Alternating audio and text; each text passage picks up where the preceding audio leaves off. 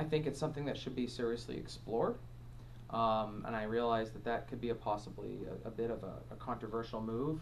Um, However, what I would also say is it's something that needs to be taken up closely with the school committee.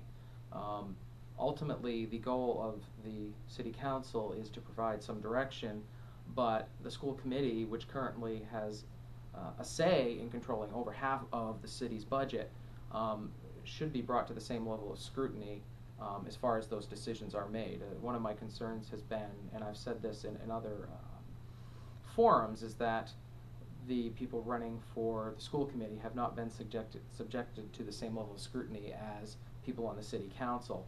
And I honestly think that that's a fair thing to ask of them. That being said, when you come right down to it, if you look in study after study after study as to what is the single most important thing in a community that delineates it between success and failure, that is an investment in education.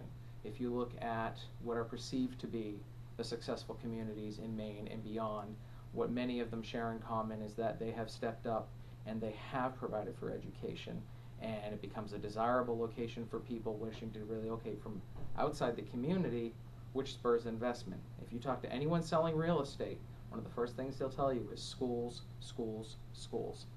And I absolutely believe that. Part of what brought me to Auburn originally when I was a single dad with a young daughter was I found a house in the neighborhood next to the former Lake Street Elementary School, which had a very close, tight-knit community.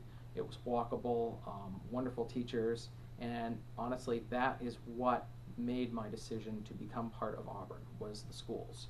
So I know what I'm talking about, I think, when it comes to that issue.